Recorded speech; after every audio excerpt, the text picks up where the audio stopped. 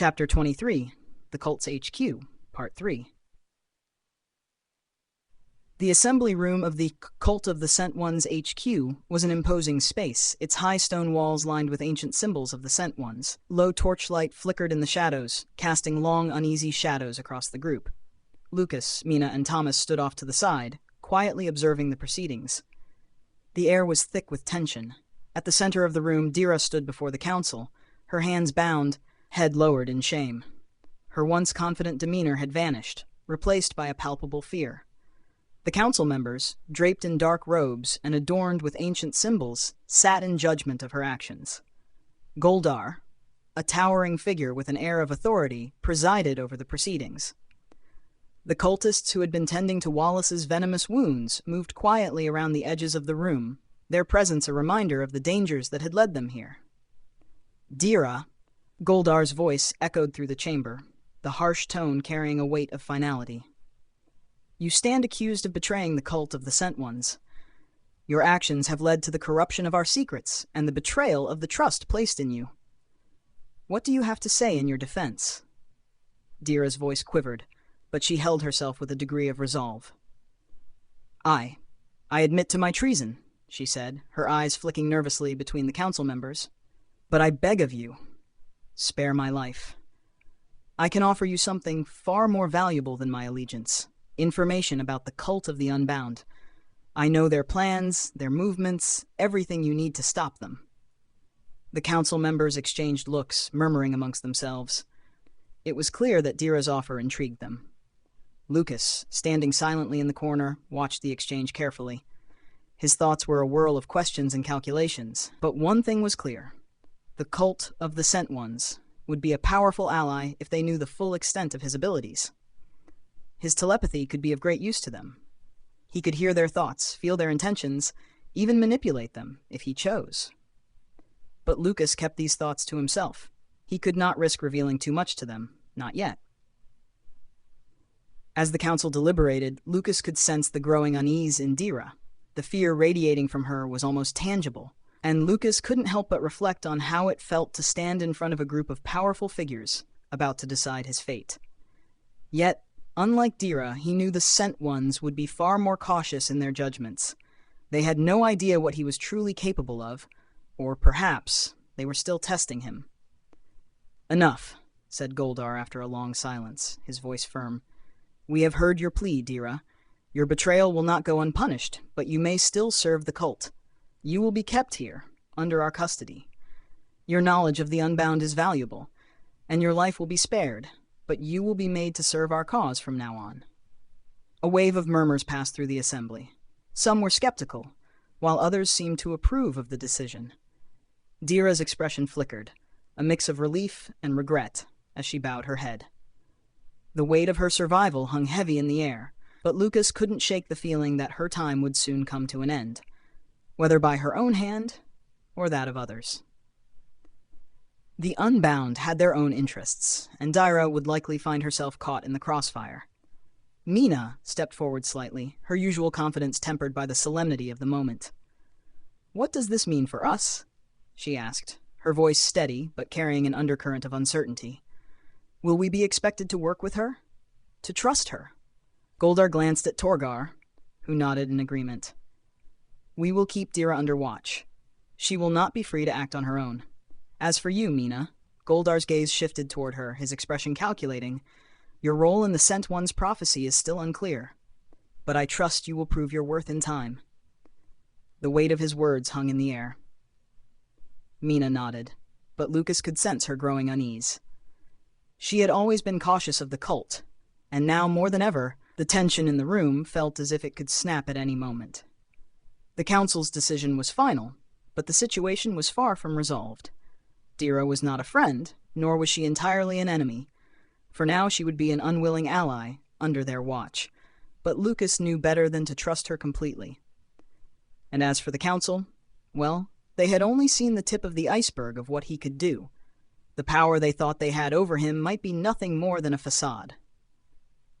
As Dira was led away, her fate sealed, the party was left to absorb the weight of the decision. They had a temporary ally in Dira, but the council had made it clear that their journey would be far from simple. They were not just pawns in the game of the Sent Ones. They were players themselves, and how they played the game would determine their futures. The assembly room fell into a heavy silence as the council members took their seats, their dark robes sweeping across the stone floor like a shadow. Goldar, standing at the front of the room, turned to face the group, Lucas, Mina, Thomas, and Dira, who were all still processing the decisions made moments ago. The tension that had hung in the air during Dira's judgment now shifted to a new form of uncertainty: the prophecy, the powers at play, and the roles that each of them had yet to fully understand. With a deliberate motion, Goldar gestured to the council. "We have decided to keep Dira under our watch," he began, his voice carrying weight. "But there is more you need to know. It is time you understand the truth of the Sent Ones, and how you, Lucas and Mina, play into that truth." The council members murmured amongst themselves, their faces unreadable in the low light. Goldar nodded to Torgar, who stepped forward to provide context for the assembly. "Many of you are already aware," Torgar began, "but for those who are not, we're not just guardians of ancient knowledge, but a force destined to shape the future. Our founders arrived over 1,500 years ago, chosen to fulfill a prophecy that would lead to the downfall of the Empire, a force that sought domination of the world in the past. After the first coming of the Sent Ones, the Empire was exiled from the world, banished from the lands we now inhabit." Lucas stiffened at the mention of the Empire. The word seemed to resonate deeply within him, though he couldn't understand why. He remembered the old history books, texts about the Empire, its rise and fall, and the mysterious exile of those who had first arrived on Hybris. His memories were clouded, but the faintest sensation stirred at the edges of his mind. He knew of no such banishment, but the theory had always intrigued him. Why had the Empire been exiled? Could it be connected to the legends of the Sent Ones? His attention was pulled back to the present as Torgar continued, his voice steady and clear. "The Sent Ones are said to return to the world every 1,500 years, at a time when the forces of the Empire will rise again. The second coming of the Sent Ones will coincide with the rise of the Empire, and it is said that they will bring an end to the Empire's ambition, restoring balance to the world once more." Lucas exchanged a glance with Mina. The weight of Torgar's words hung in the air. The prophecy seemed to be speaking directly to them, but the presence of the Empire was a concept none of them truly understood. Mina looked at Lucas, her expression a mix of confusion and concern, as if she, too, was struggling to grasp the enormity of their roles. At that moment, one of the council members, a dwarf with sharp, discerning eyes, turned toward the group. His voice was sharp, probing. "Is it true," he asked, "that you two, Lucas and Mina, were drawn together by a powerful force? Was that the source of your connection?" Lucas tensed. He hadn't shared the full extent of his relationship with Mina, not the strange, magnetic pull they'd felt since their first meeting. It was a bond that had always felt unnatural, and the thought that others might know about it sent an uneasy ripple through him. But he held his silence, not wanting to reveal anything more than necessary. Mina's eyes widened slightly, as if she had never considered the possibility that others might sense their bond. "We're connected," she said, her voice soft but firm, trying to assert control over the situation. "But we're still figuring out what it means." Before the conversation could continue, the same dwarf who had spoken before shifted his gaze toward Thomas, narrowing his eyes. "There is also a legend," the dwarf said, "about a friend of the Sent Ones who can nullify their powers in times of rampage. Is that you, Thomas?"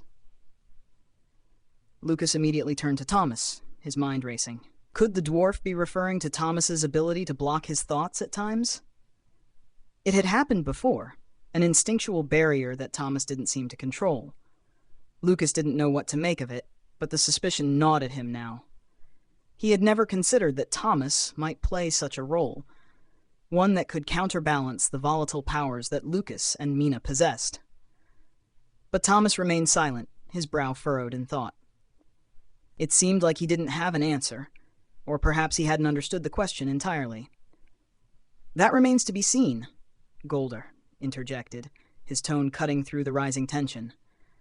The prophecy is vast and complex, but we must focus on what is here and now. The future will unfold as it must. Lucas felt a sense of unease settle over him, but he couldn't shake the growing feeling that the council was testing them, probing for weaknesses, trying to understand exactly what they were capable of. At that moment, Goldar turned toward Lucas. "Now," he said, "we must see the truth of your power, Lucas. Show us." For a brief second, Lucas hesitated, but he knew this moment was inevitable. He raised his hand, and with a thought, a small chair in the corner of the room was suddenly lifted into the air, spinning slowly as it hovered in place. The council gasped, and the murmurs began immediately. Some of the members leaned forward, intrigued by the demonstration, while others looked skeptical.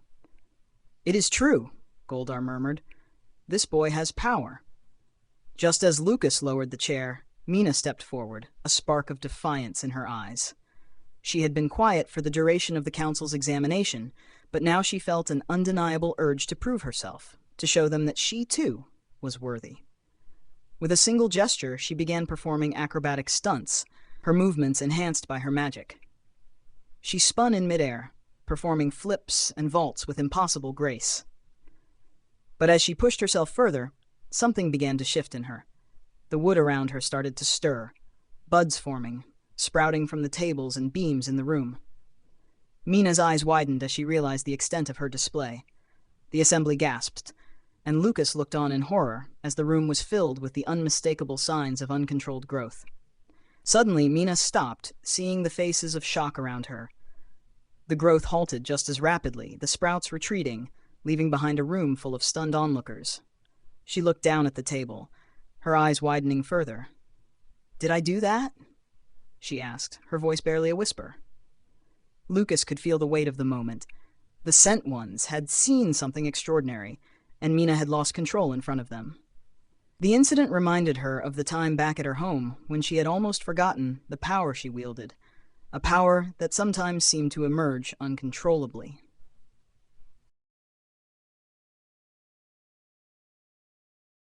Goldar's voice cut through the air, heavy with the weight of his words. "The war is upon us," he began, his gaze shifting between the group.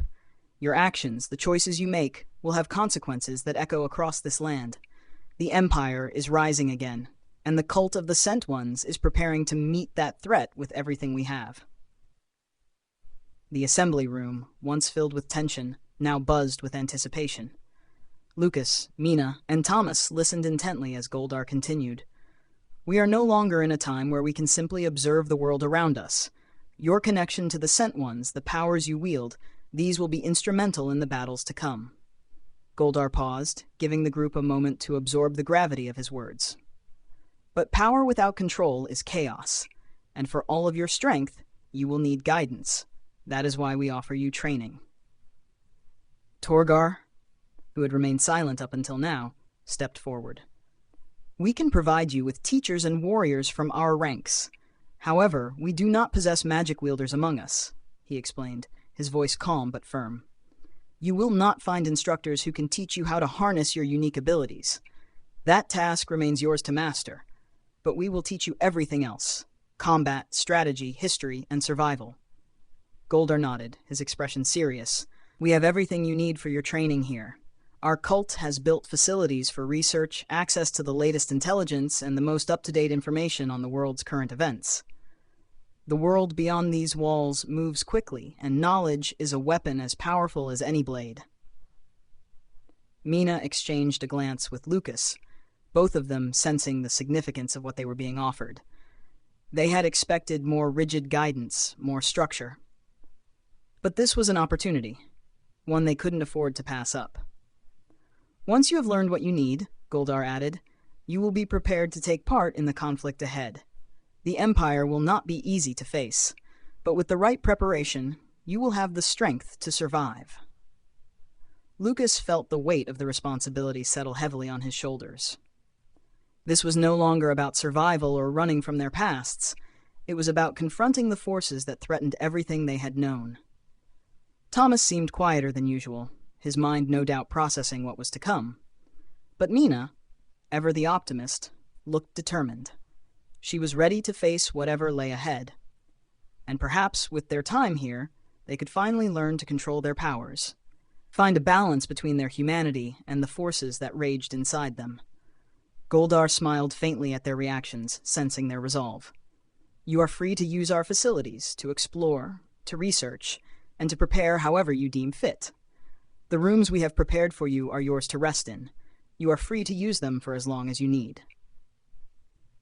He turned to the council, his gaze sweeping over them. For now, we leave you to rest. There will be time to discuss the specifics of your training tomorrow. With that, the council members gave their silent nods of approval, and the cultists who had remained at the edges of the room stepped forward to escort the group to their quarters.